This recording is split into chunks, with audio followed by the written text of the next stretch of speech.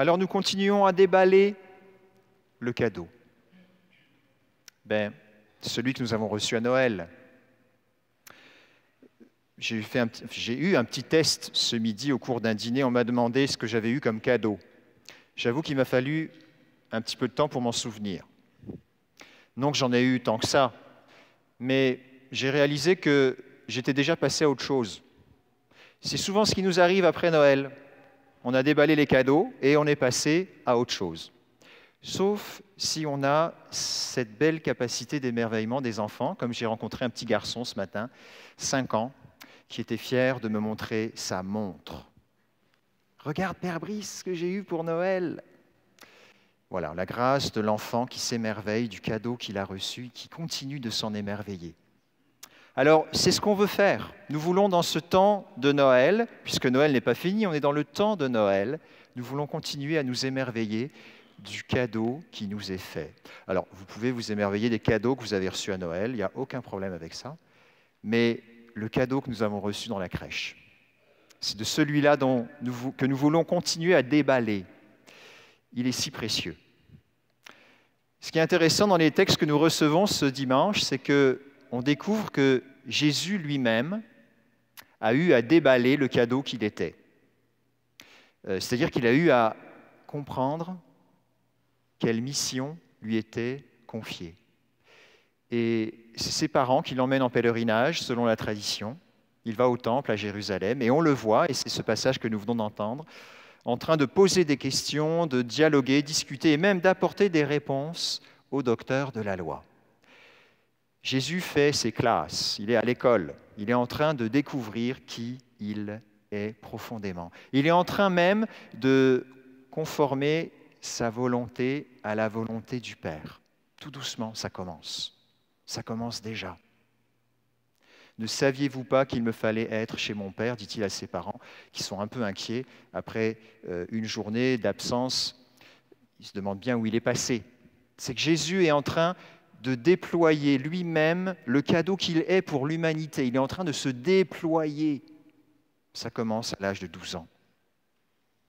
Marie, comme une bonne mère qui était assez angoissée d'avoir perdu son fils unique chéri, vient le chercher. Et Marie garde tous ces événements dans son cœur. Nous voyons que Marie aussi, à sa manière, a besoin d'accueillir ce don qu'est cet enfant pour elle, comme mère. Et il va lui falloir toute une vie, toute la vie de son fils et sa propre vie à elle, pour découvrir ce cadeau qu'est le Christ. Évidemment, le summum va être les jours saints, ce moment où Jésus va offrir jusqu'au bout qui il est.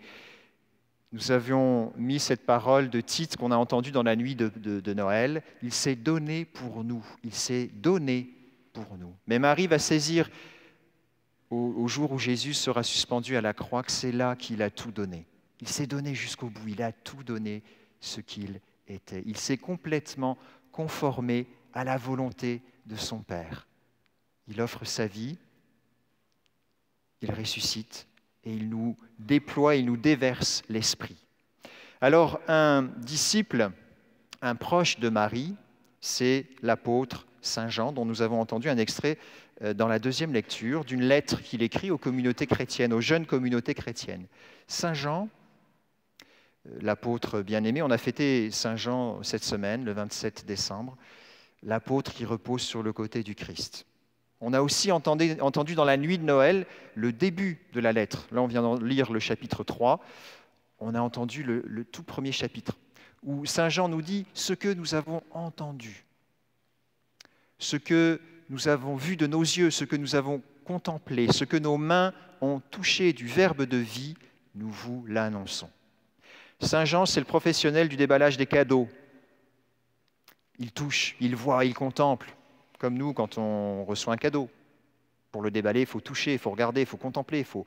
Ce n'est pas juste en le regardant à distance comme ça qu'il va se déballer. Jean, il est pragmatique. Il fait cette expérience de déballer le cadeau que le Seigneur Jésus est dans sa vie, à lui aussi. Il va être témoin de la mort, de la résurrection du Seigneur. Il va être témoin de l'effusion de l'Esprit à la Pentecôte. Il va être témoin de tout ce renouvellement dans sa vie à lui.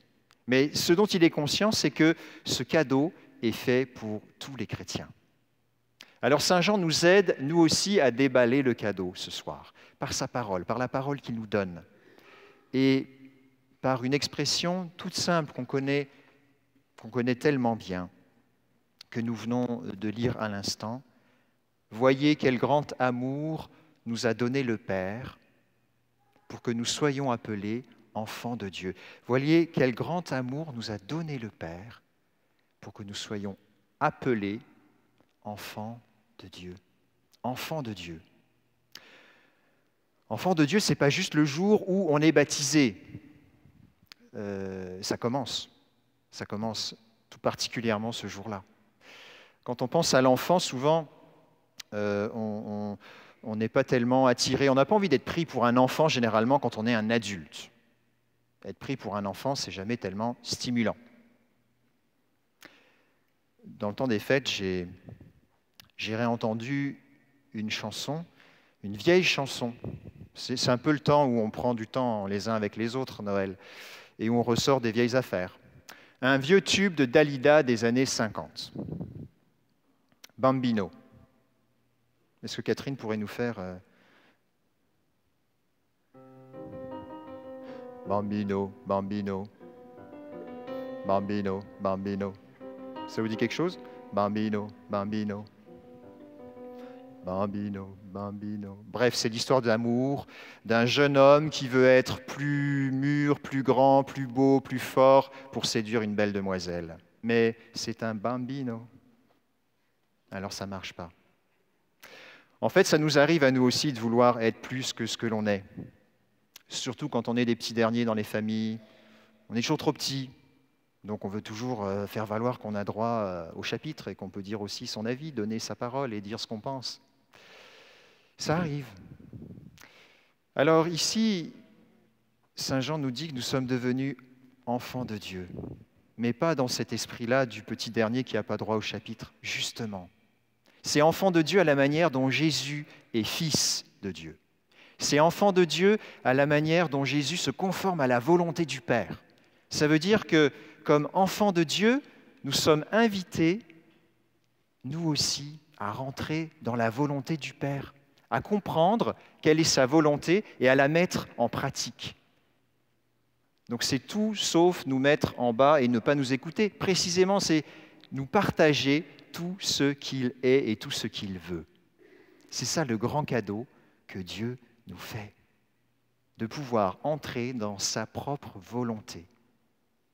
Et donc, on le dit d'autre manière, d'imiter le Christ qui, lui, va l'accomplir de manière parfaite. Et ce cadeau, nous dit Saint Jean, est un pouvoir. On l'a entendu encore une fois dans la nuit de Noël, le jour de Noël, dans le prologue de Saint Jean.